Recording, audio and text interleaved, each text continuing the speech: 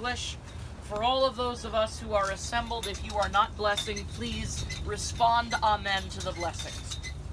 Baruch atah Adonai, Baruch atah Adonai, Eloheinu melech haolam, Eloheinu melech haolam, Dayan Dayan ha'emet. ha'emet. Amen. Amen. Amen. Praised are you, Adonai our God. Please repeat after me. Praised are you, Adonai our God. Praised are you, Adonai our God, Ruler of the universe, ruler of the universe, who is the judge of truth. who is the judge of truth. Adonai natan v'Adonai lakach, Yehi Shem Adonai b'vorach. Adonai has given and Adonai has taken. Praised be the name of Adonai. Please go ahead and give those a tear. We wear these as a sign of brokenheartedness, but also as a reminder to ourselves, as well as to all of those who know us, that we are not expected to be at our best in our grief. This is not movie tragedy, this is actual tragedy. And we are expected not to look nice. Not to, and I know this is hard to say in front of Cece, not to have our faces on necessarily. Not necessarily to be at our best. And I want you to know the people around you who love you understand that and will support you through that when you are not at your best, just as you have done for them.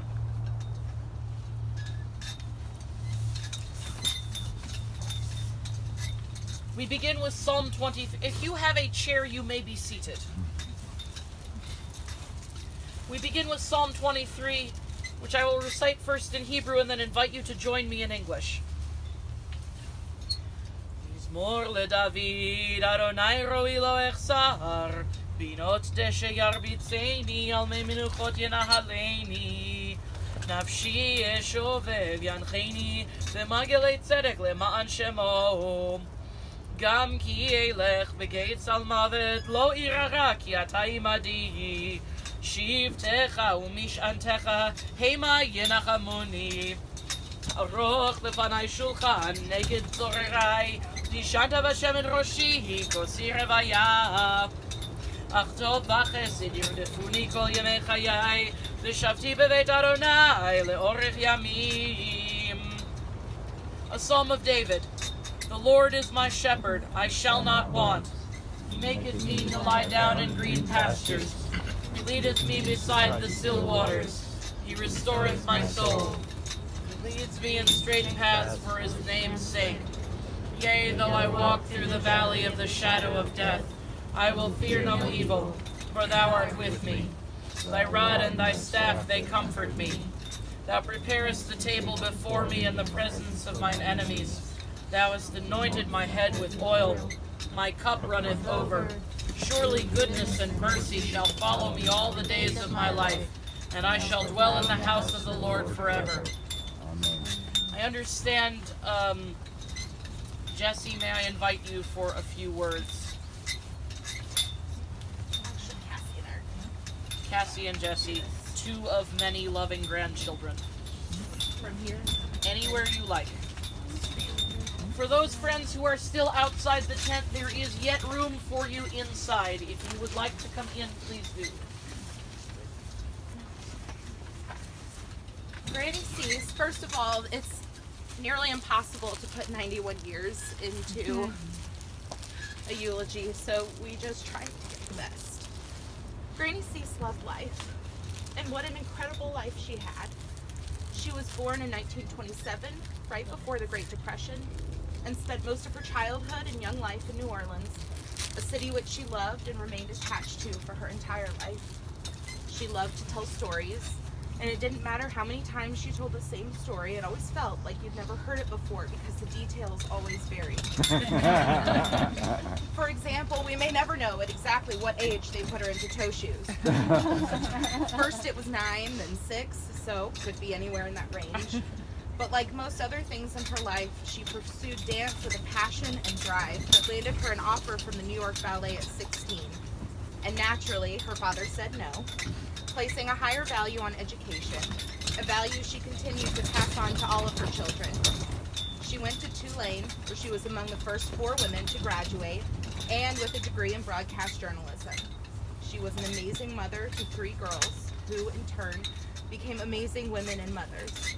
She taught us all so much about life, love, and of course gambling.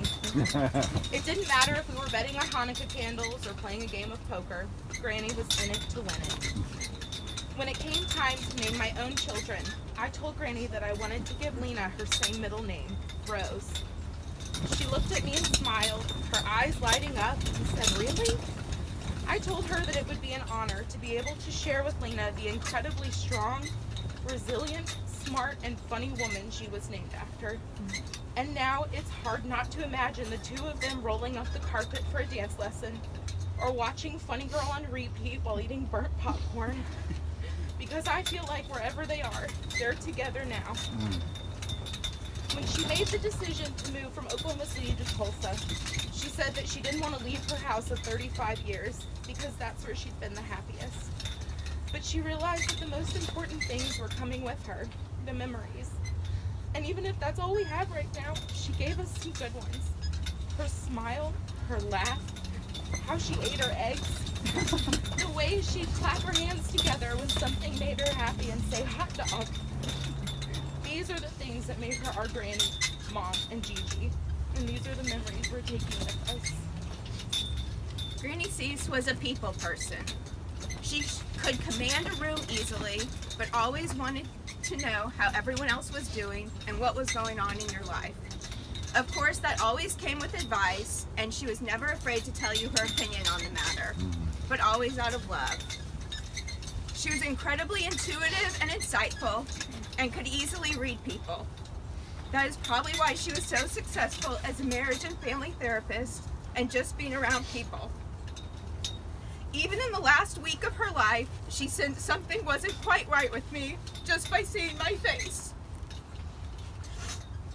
She had some amazing experiences throughout her life, but her love for her children, grandchildren, and great-grandchildren were the most fulfilling to her.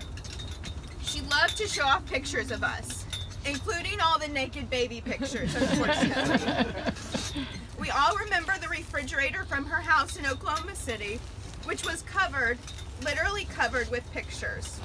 I'm not even sure I know what color that refrigerator actually was. She cleaned out the outside of that refrigerator almost as often as she cleaned the inside of the refrigerator. Never. And most recently, the pictures of her great-grandchildren were front and center. Out of all the names she had, Cecile, Cece, Mama Bear, Mom, Aunt Cece, Granny Cece, I'm pretty sure Gigi had become her favorite. Above all, she believed in love and she believed in luck. Whether it was playing poker with the boys or girls, gambling at the casino, or waiting for Publishers Clearinghouse to show up, which they never did, she was always willing to take a chance. She was always waiting to win the jackpot. But the truth of the matter is, we were the lucky ones, and we won the jackpot because we had her. You know it was a life well lived when 91 years wasn't enough. Thank you both. Yashika. To ask those who are able to rise to the cast I say forward. something also? Zach wants to say something. Oh, Sure, I'm sorry. Zach. Zach, please. Another of many loving grandchildren. Cecile Cece Jefferson, Leah Bashua. Granny Cece was the matriarch of the family. She exemplified many mitos, but one in particular. It says in Parsha Vayetze, after the episode of the Dudayim, Vatete Leah, Leah went out. She was outgoing. I think you could say that Granny Cece was outgoing. I loved hearing about how she would hold court in the dining hall at the center. But I think Granny's outgoingness was a manifestation of another midah, zrizus, alacrity. Everything in Granny's life she pursued with alacrity, with zrizus. From dance lessons that she started at the age of 4, to education being among the very first 4 women to attend Tulane, to golf and tennis, to cards, to civil rights work, to raising her 3 daughters, to doting on her grandkids and great-grandkids. Speaking of those daughters, the next parsha, Vayishlach, uses the same phrase, Vatetse Dina, to introduce Dina as Bas Leah. Chazal tell us that these two psukim tell us how much Dina was like her mother Leah. According to Rashi, this was even the origin of the proverb, like mother, like daughter. My mother and aunt certainly inherited it and were taught to have the same alacrity in all they would pursue. From justice, tzedakah, and education, to chesed, kindness, refuah, and healing, and to rachamim, and counseling. Granny Cece understood that zrizus, alacrity, was both the glue and the driving force for action in all other midos. This alacrity was exuded in everything, in every interaction. Granny Cece loved to talk, so much so that she could set records for endlessly balancing food on her fork. But she was also a voracious and enthusiastic listener. Many conversations with Granny were punctuated by excited interjections of hot diggity. But one of the Grannyisms I will always remember most fondly was her questioning, "Who loves you?" The obvious answer was, of course, you, Granny. But deeper than this was a constant reminder that we are loved by many.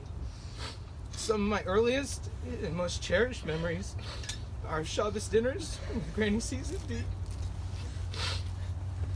of helping set the table for Seder and Yom Tov, and was sitting in shul with Granny Cece indeed.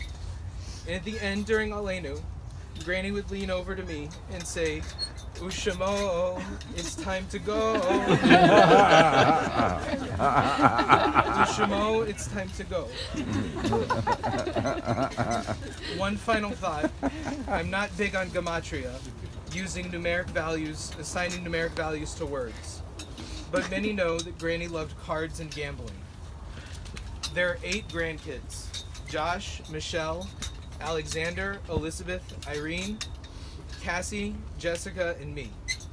There are 6 spouses: Erica, David, Jake, Ben, Chris, and Shayna. And there are 7 great-grandkids: Ryder, Finn, Manya, Nora, Kayla, Jonah, and Ariella. That makes 21. Blackjack.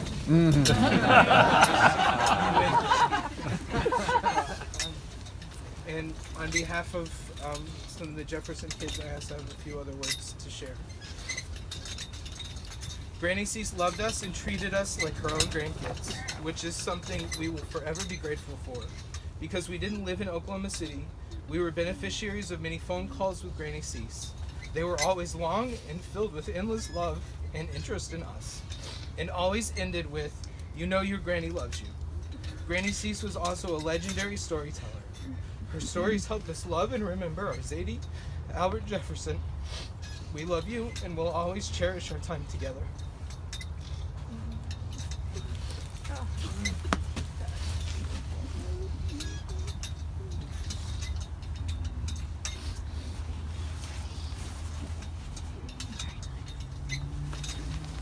Shikar.